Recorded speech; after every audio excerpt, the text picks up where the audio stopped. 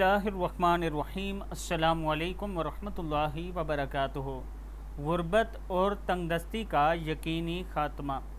एक शख्स आप सल्लल्लाहु अलैहि वआलिहि वसल्लम की खिदमत में हाजिर हुआ और अपनी गुर्बत और तंगदस्तियाँ बयान की। आप सल्लल्लाहु अलैहि वआलिहि वसल्लम ने इरशाद फरमाया, जब तुम अपने घर में दाखिल हो सलाम किया करो, चाहे कोई घर में हो या ना हो। मुझ पर दरूद भेजा करो, यानी दुरूद शरीफ। अल्लाहुम्मा सल्लि अला मुहम्मद व अला आलि मुहम्मद कमा सल्लैता अला इब्राहीम व अला आलि इब्राहीम इन्नका हमीदुम मजीद। अल्लाहुम्मा बारिक अला मुहम्मद व अला आलि मुहम्मद कमा बारकता अला इब्राहीम व अला आलि इब्राहीम इन्नका हमीदुम मजीद।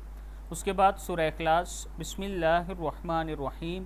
कुल हुवल्लाहु अहद अल्लाहुस समद लम यलिद वलम यूलद वलम यकुल्लहु कुफुवन अहद।